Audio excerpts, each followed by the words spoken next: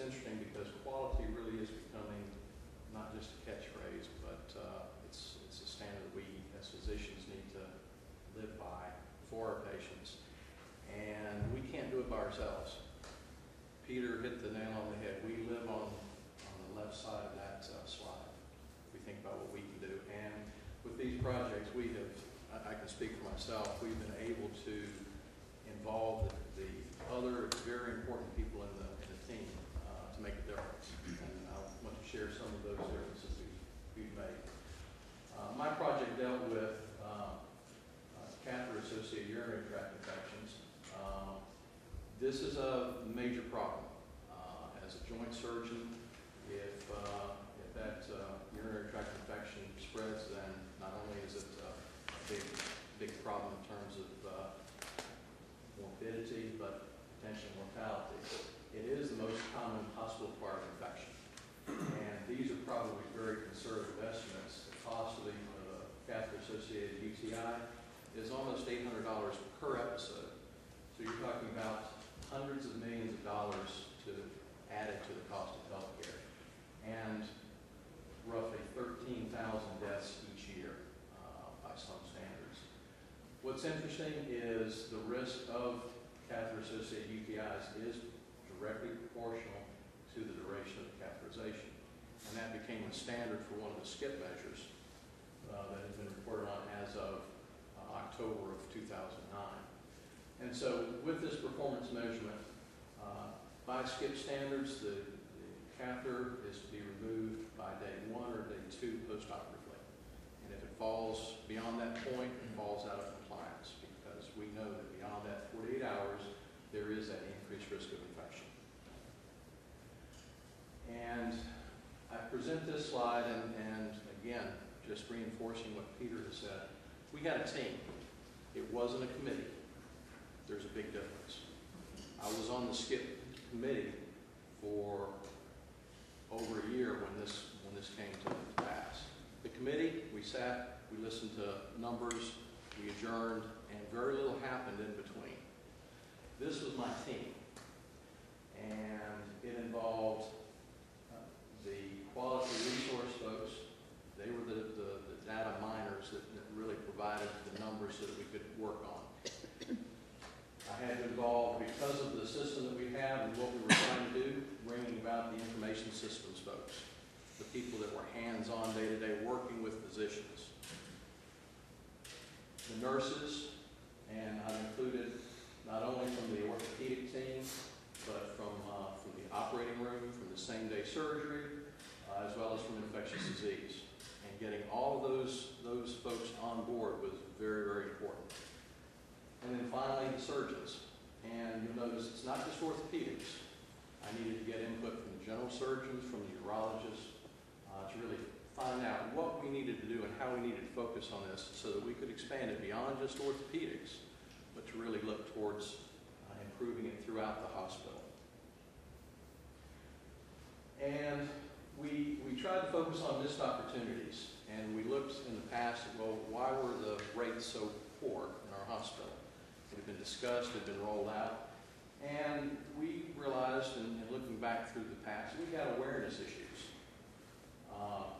Many physicians, many surgeons weren't aware of the SCIP guidelines. Not just surgeons, but hospital-wide, the appropriate indications for catheter use. It seemed like, well, someone came into the hospital, they got a catheter. Well, why? And so we needed to work on that. Another very big issue that came up as we were working through the process is the continued presence of the catheter. It was when physicians were making rounds, didn't know it, weren't looking for it. It had been put in, and it must have been someone else's responsibility to take care of it. And then finally, with the measures, the documentation, we were sorely lacking in terms of how we were documenting the need for either the catheter or the continued use of the catheter. And in our hospital, we have been using electronic healthcare record, which involves computerized order entry as well as documentation. And one thing that we did to make this information available very readily is we included, and this is the screen that comes up when a physician logs on to see their patient list. And we included in the tools section, skip tools. And as an example of what that would bring down, you could scroll down, and this is what shows up for this initiative. And it gives the indications, the acceptable reasons, the exclusions, and also it gives a contact person, a number that's manned, so that if there's a question, if there's an issue, that person can be contacted. And we took a little bit further into the process. We started with a pilot on orthopedics, and we subsequently rolled it out to OBGYN, and then subsequently to the general surgeons. But our orders, we basically created, instead of just a simple order Foley catheter to gravity, we made a mandatory field listing. Why is that Foley in? That order can't be completed unless the physician has indicated why that Foley is being placed. And again, in initiating it in orthopedics, we had an automatic stop date. It was a default stop date so that in 48 hours that catheter was to be discontinued, unless there was documentation or a new order for continuation. And so we tried to standardize what we were doing. We also took it a bit further in terms of involving the nurses, because they are the physician's eyes and ears and hands when we aren't on the floor. And so with the computerized system, reports were electronically forwarded to the charge nurse on every unit twice a day, listing those patients who still had an indwelling catheter. We also, and this was interesting, as a physician, I just assumed, well, the nurse is in charge of that. They're the ones that are taking care of the Foleys. No, the nurse aides are the ones that are emptying the Foleys, that are really in tune with what's going on with the patients, what lines are still in place. And so we've basically given them additional responsibilities so that they're reporting to their nurses, and they realize how important that is in terms of continued patient care. A little bit more difficult problem in terms of physician alerts. How do we as physicians, how are we alerted when that catheter is still in place? And it's very easy to create a flow with a very standardized process like total hips and total knees. We found out that our general surgery colleagues were not quite so fond of having a default setting. Many of them wanted to have some type of a pop-up reminder when they logged in, an alert that said catheter is still in. And so we're currently working on some answers for that, but again, that's where finding out where they live and how they take care of patients is different than we as orthopedists. It's different than urologists. We also found that, interestingly enough, there are some inherent problems associated with cross coverage on weekends or when there are multidisciplinary approaches to patients. The internist may want to keep that Foley in, which was well and good, but they weren't documenting why that Foley needed to stay in. So all of a sudden, we were out of compliance. And so that became another issue. And again, it's part of that continuing process evaluation and picking up the pieces and trying to improve upon those. Just to give you some idea, and this is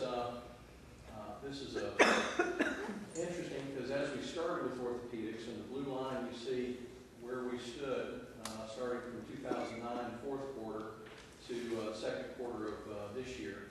And you can see we tended to see significant difference compared to the other surgical specialties.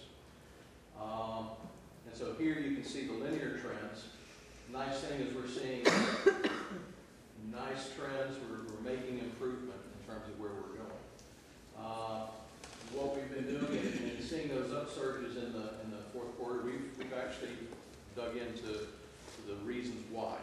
And it's interesting. New physicians that were changing their order sets. And so that's where we're working now to continue with improvements. And so you can see, as we were digging to find the answers for those issues of noncompliance, you can see how the rates have improved accordingly. And so overall, in looking at our compliance with this skip measure, you can see that early on it was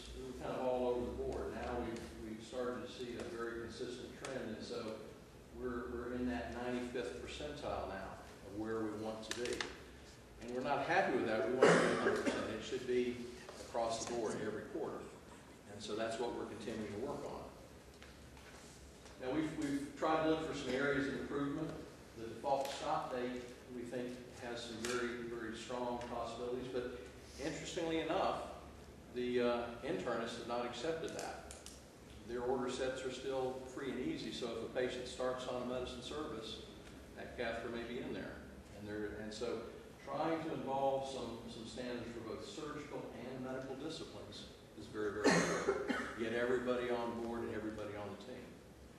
And then also looking at some ways to, in terms of pop-up reminders, so that physicians, if they don't want to have an automatic stop date, they're alerted every time they round that these issues, these things are continuing and they need to be addressed. One issue that I think is very important, this has been a tremendous opportunity to build the team. The interactions, the communications have been tremendous. And part of my charge has been how do we sustain that? How do we continue with that process? Because we can continue to grow this beyond just what we're doing so that it is hospital-wide. And so currently, those team members are getting electronic updates in terms of where the numbers stand and how our trends are going. We have started sending notices to physicians in terms of missed opportunities and getting their feedback for, well, how can we make this better? How can we make this easier so that you do fall in compliance, and bottom line, so that you can make it safer for your patients.